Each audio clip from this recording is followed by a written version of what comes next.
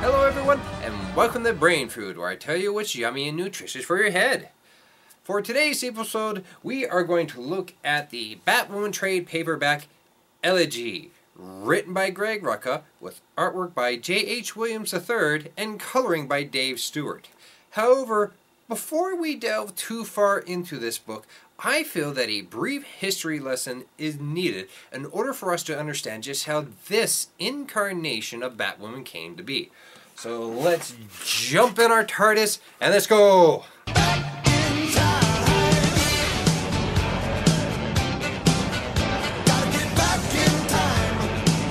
Say, did you know that in the 50s reading Batman and Wonder Woman could turn you gay? No? Well, that was one of the prevailing theories put forth by Frederick Wortham, a psychiatrist, in his infamous book, Seduction of the Innocent. Because of that, an editor at DC Comics suggested to Bob Kane, Batman's creator, that he introduce a female version of Batwoman in order to offset any allegations that Batman and Robin were gay. However, following a revamp of the Batman comics in 1965, she was replaced with Batgirl, aka Barbara Gordon. Fast forward to 2006.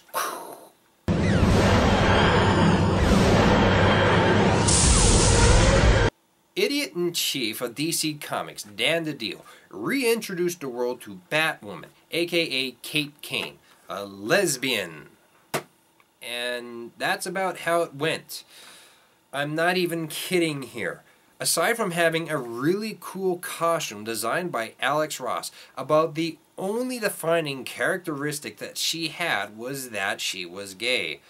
I guess, apparently, Dan DiDio thought that those of us who knew comic book history would find it ironic that someone who had been initially created to show that Batman and Robin weren't gay was gay. In fact, I believe the conversation may have went something like this. Okay, so she's gay. What else? She's gay. Alright, we heard you the first time, and diversity is good, and she does have a very nice costume. What else can you tell us about her? She's gay! We heard you already. We know that she's gay, but we're asking about other defining characteristics, like where did she get her training? What kind of equipment does she use? Who's her support group? Does she have her own version of Alfred? What type of life does she lead outside the mask? What kind of person is she? What was her main motivation to become Batwoman? She's gay. Oh, good Lord. This must be what they meant by people failing their way up in corporate America. Fortunately, Greg Rucka swooped in. And he said, "Sweet fuck almighty, Dan, stop embarrassing yourself and just move aside and let a real writer and someone more than two brain cells to rub together fix this thing up.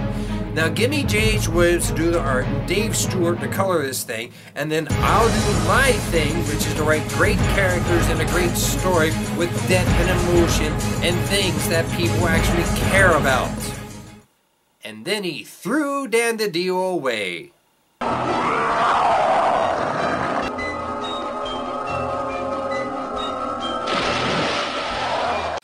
Okay, I'm paraphrasing a bit, but that's generally how it went. At least I like to think so. Which brings us to this trade paperback, which collects the issues of Batwoman, and where she is still recovering from having been stabbed in the heart before, learns a dark secret or two about her own family, and continues to walk the fine line between civilian and superhero life. Now, in a visual medium like this, it's my belief that writing must take precedence over artwork, because, after all, if the writing is bad, then all we are left with are some pretty pictures to look at. However, a good writer can overcome bad artwork, as Gail Simone proved during her first run of The Birds of Prey when she was shackled with the porntastic artist Ed Binns. However, when the writing and the artwork are both in excellent form, then you have a graphic novel that is simply fantastic on every level. Greg Rucka is no stranger to writing good stories. Correction. Greg Rucka is no stranger to writing excellent stories. He's worked on a number of independent projects of his own making, as well as several titles for DC. Alongside Ed Brubaker, he wrote the fantastic limited series Gotham Central, as well as working on Wonder Woman, and now he regularly writes Batwoman. For his independent projects, you might know him from stories such as Whiteout and Queen and Country. And he's needed here. Diversity among superhero comics is sadly lacking, not just in DC, but Marvel also. For example, just Google Freedom Ring and Robert Kirkman, and you'll see why I would never ever buy anything from that sack of shit ever again.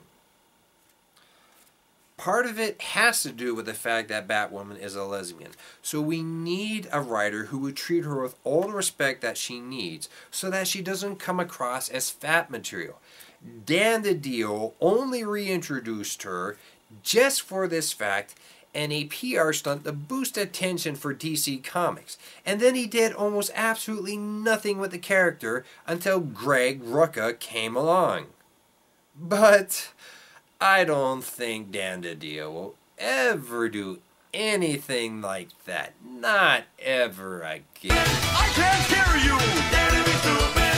Okay, I can hear you now! Danny stupid! Let's go! Danny stupid! Danny stupid!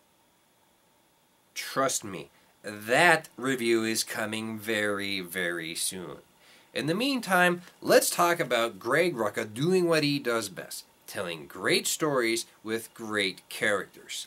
Now, this trade paperback focuses on Kate Kane facing off against the new leader of the Religion of Crime, having just come off of being stabbed in her heart in a previous adventure. She finds out that the High Madame, the leader of the Religion of Crime, is actually her twin sister, long thought dead. This revelation comes at the end of the trade paperback, but the trip that it takes you on is well worth every cent. Now, while I was initially confused at the beginning, as I couldn't find the issues of her previous adventure, that confusion was really very minor, and we are shown through flashbacks just how Kate came to become Batwoman, such as where she got her training, and just what was her motivation to don the mantle. These seminal moments are powerfully written and work fantastically with J.H. Williams' art to show you instead of telling you about Kate. The first of them comes when Kate is in army training and she has a romantic encounter with a fellow female soldier. As this was in the days before Don't Ask, Don't Tell was gotten rid of, she is brought into her commanding officer's office and told of the violation she had committed, which is, being gay in the military. However, because the colonel holds her father in such high regard, and in memory of her murdered mother, he gives her a chance to deny that she's gay, to lie about a part of herself, and to retain her place in the military. And this is what happens. Kate says, "Sir, all I have ever wanted since my mother and sister were murdered is to serve." The colonel replies, "Then it seems to me your choice is clear. You know what I need you to say." Kate says, "A cadet shall not lie, cheat, nor suffer others to do so. I'm sorry, sir, I can't. I'm gay." It's a very powerful moment because she's being true both to herself and to the cadet honor code, and it's costing her her life's dream, something that she's wanted to do ever since her mother and twin sister were killed. But she won't betray that honor, not even for her dream.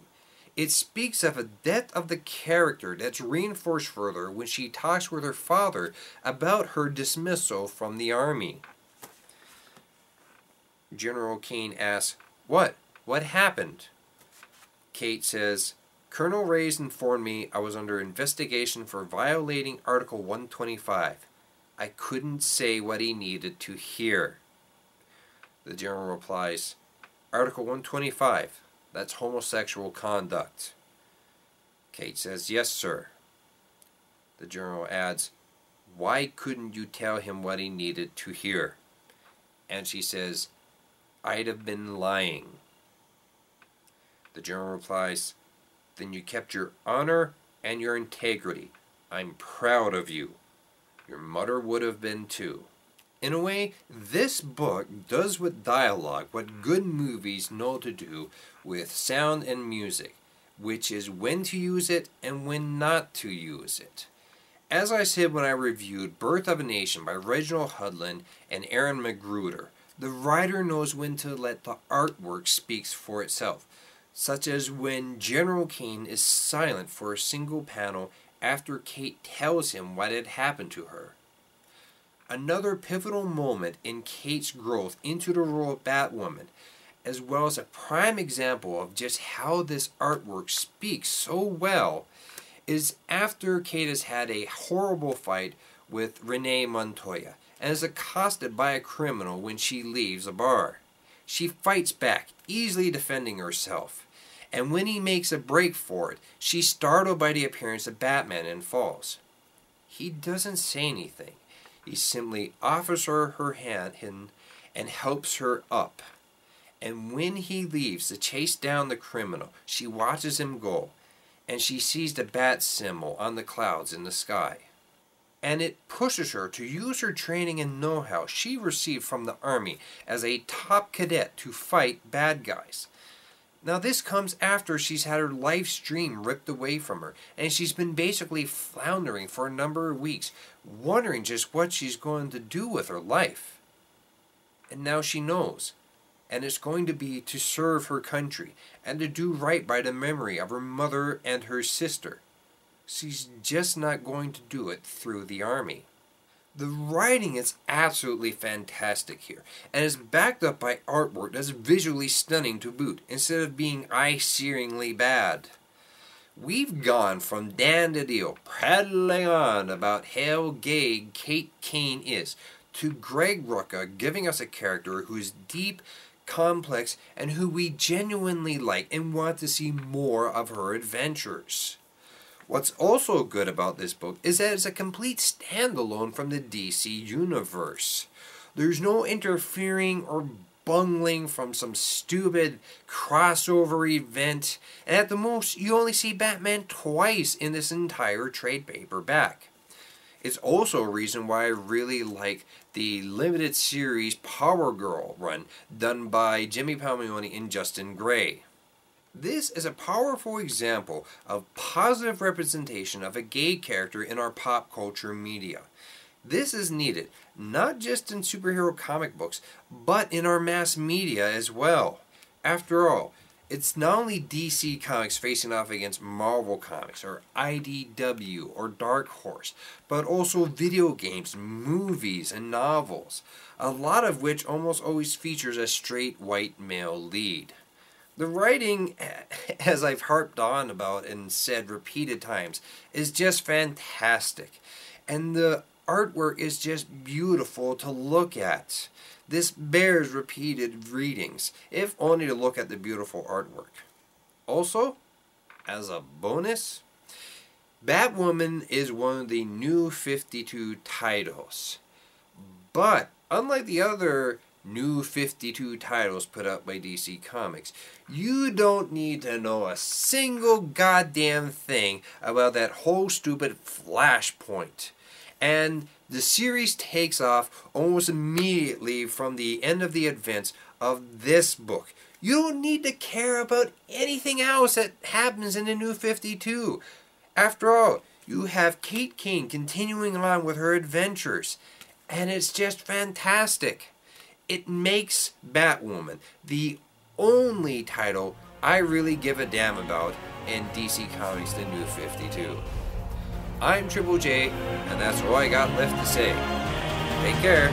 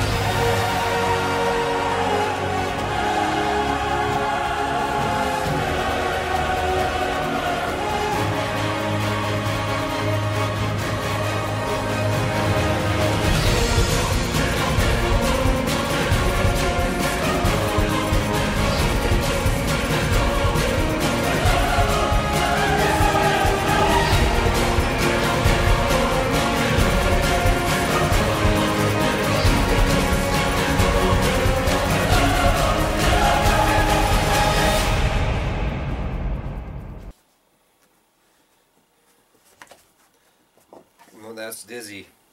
Oh shit. Oh shit. Oh shit. That should do the trick. Try to turn on.